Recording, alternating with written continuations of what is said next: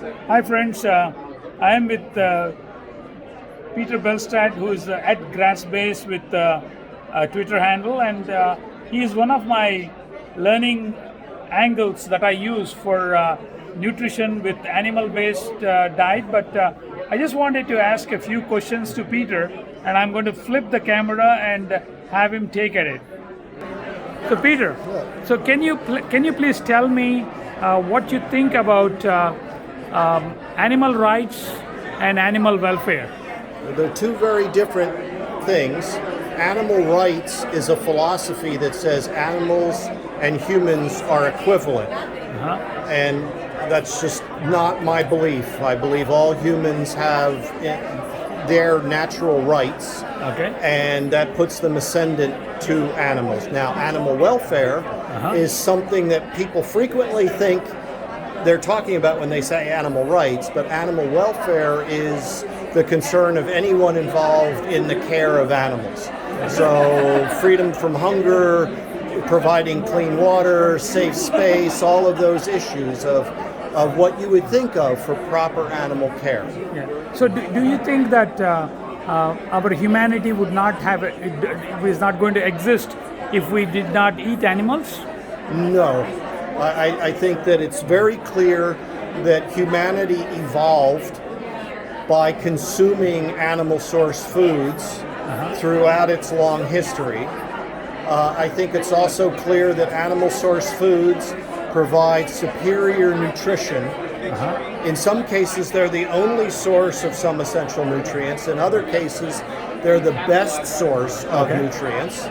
And that our digestive system clearly is one that is adapted to a high quality diet, as opposed to those primates that consume a lower quality, high fiber, low fat, poor protein quality diet.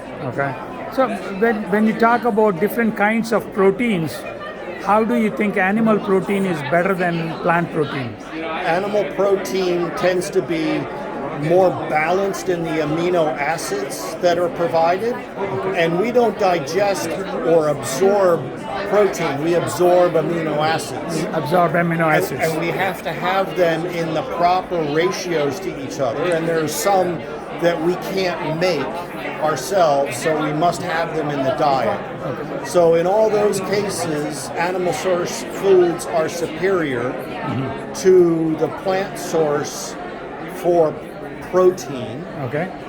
Number two with the protein is when we consume plant source foods, we get other nutrients and compounds. And they tend to be bulkier than the animal source foods. So that in one specific example, researchers have stated that an 8-year-old boy couldn't meet his lysine requirements if he had unlimited access to rice and lentils.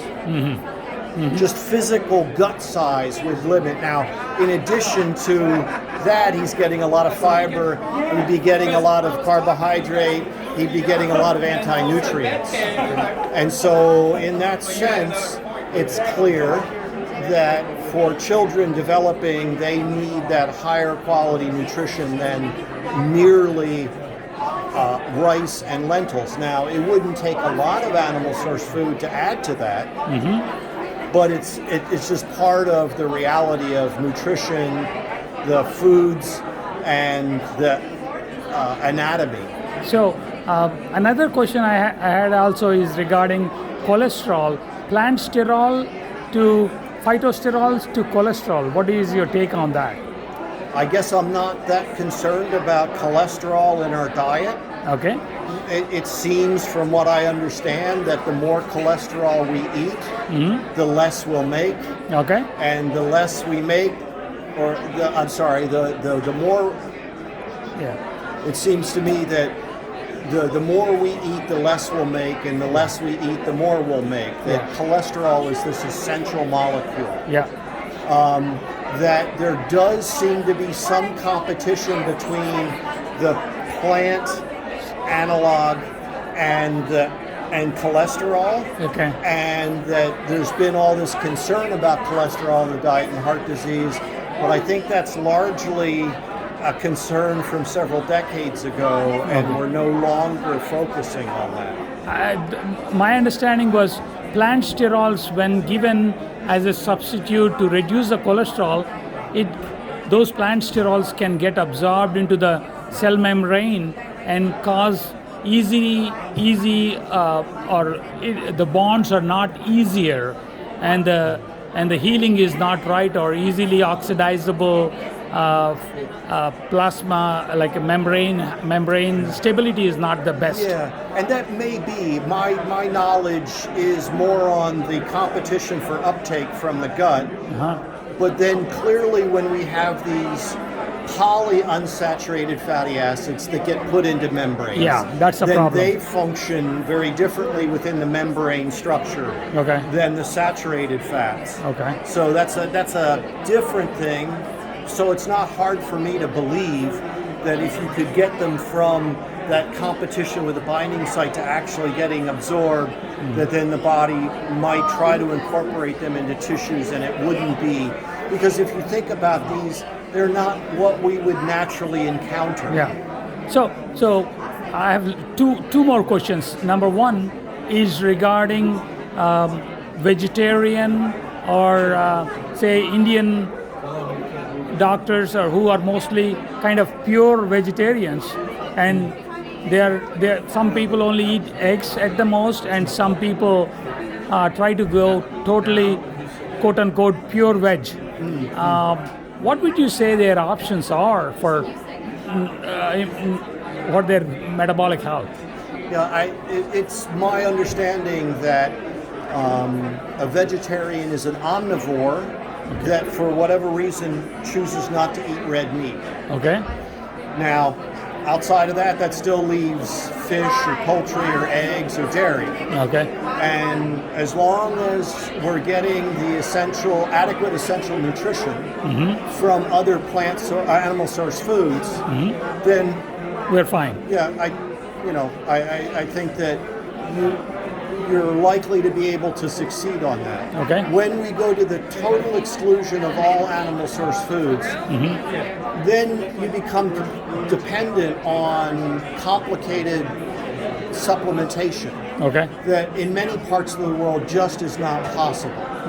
And so I saw the figure once that said 95% of the world's vegetarians are economic vegetarians, not philosophical vegetarians. And those are the people I'm really concerned about. If you're wealthy enough to afford some choices, wonderful. But there's a whole lot of people in the world that are not. I mean, like culturally, say in India, though I'm not a vegetarian, I do believe in not eating beef, so I've never eaten beef. But the issue is, even when I eat non-veg, it's eaten like once a week on a Sunday, which is kind of a ritual in India. Like non-veg is mostly eaten on the weekends. Of course, rest of the time we eat egg and all that. So what is your take on the red meat versus other meats? What do you classify as red meat? Well, red meat would be, from the definition, it's pork, it's beef, it's lamb, it's goat, it could be bison or venison. Rabbit? Probably. That's a good question. I know that pork is actually included in the list, although they advertise that they're the other white meat. So, coming to the, mostly soya protein is the one that is being used as a replacement for protein. And there's also a pea protein extract. Pea protein extract, There is a huge movement about pea protein, somebody trying to buy the industry of pea protein industry and try to do their thing. But there's been an analysis, and I've given a presentation on this, but when they look at the digestible indispensable amino acid score, the acronym is DIAS, pea protein extract does not qualify as a good source of protein. Soy protein does. So when they make the plant pucks, the Impossible and Beyond burgers, the Impossible is made with soy, so it qualifies as a good source of protein. The Beyond does not. It's made with pea protein, but nobody eats those discs by themselves. and there's not enough lysine provided to make up for the deficit in the wheat bun. Okay. So as a meal, Okay. an Impossible burger inside a wheat bun does not qualify as a good source of protein. And when you attach it with carbs like wheat and bread on the top of it, the purpose of that is already gone because you're eating carbs and those carbs take over. Well, and also the disc itself contains some anti-nutrients that interfere with mineral absorption. Okay. And we know that minerals from plant source foods are more available than from plant source foods. So in many, many ways, so basically public health will be adversely impacted without animal source foods. Number two is there's no sustainable food system without animal agriculture in general and ruminants in particular.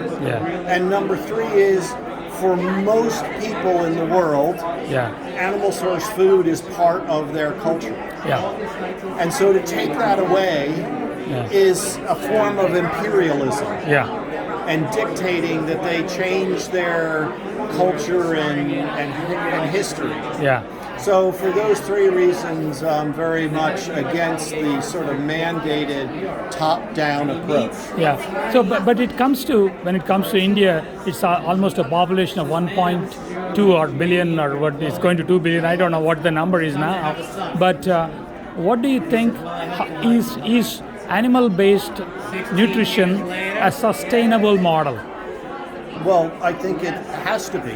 Okay. We have to make it happen. It's there's one attitude that says we can't, and my response is we must. We must. Because 80%, first of all, non-communicable diseases are the biggest killer in the world. I agree. Far above infectious. Okay. And 80% of those people live in low and middle income countries. And the model of building a whole new healthcare system based on the Western model obviously isn't work because ours is broken. And so we must focus on that is adequate essential nutrition to avoid the chronic diseases to the extent that we can.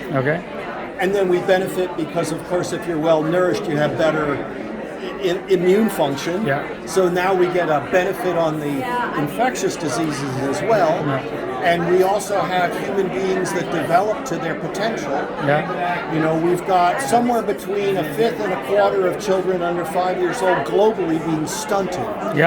Which is not only stature, it's brain development. And that has an economic cost. And oh, by the way, the pharmaceutical industry and the healthcare industry has an environmental footprint. And so there are estimates showing what would happen if we could have the average adult American who has type 2 diabetes get off their medications.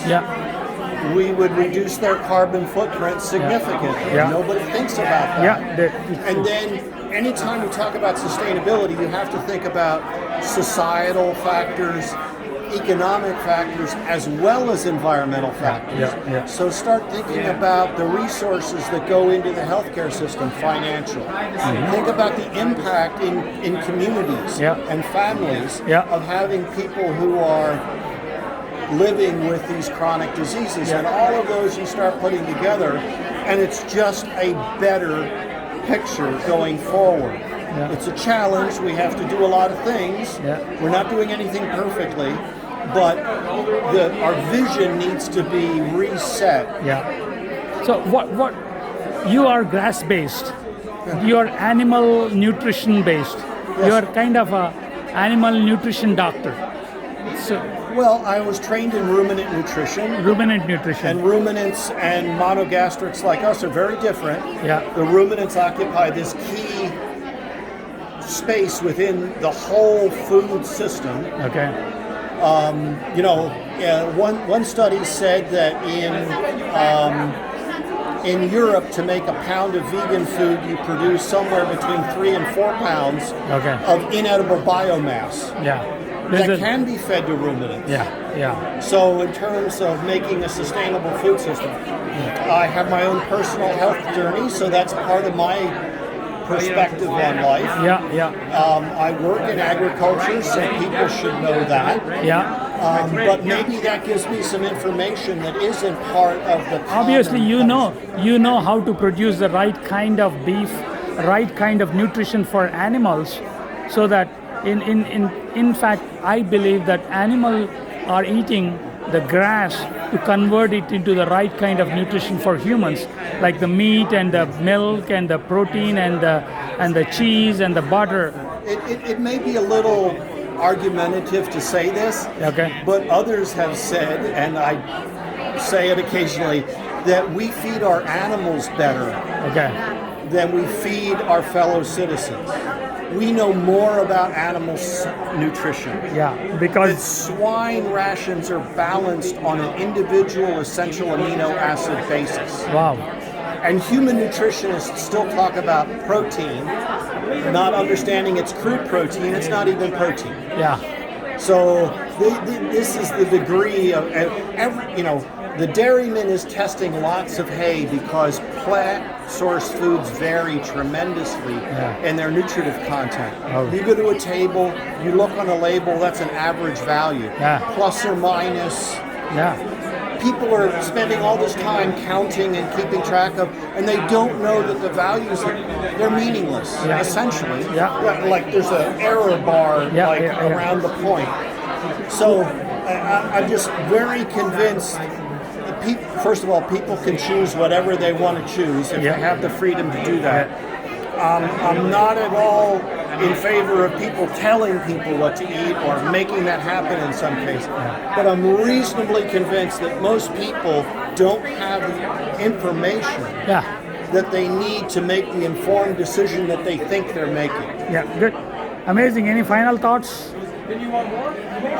Whatever you eat, enjoy it. Yeah. If you're not enjoying it, why are you eating it? Yeah. Why were we given the opportunity, the enjoyment of food? But as the addiction part part of of our it, culture? addiction part of it too. I mean, Well, that's part of it, but in terms of sitting down, family meals, or meals, social with friends, that component we've lost. Yeah. We need to get that back. And maybe that also gets us somewhere in benefit in terms of some of these other things. thank you very much. You're very welcome. Thank you for what you're doing.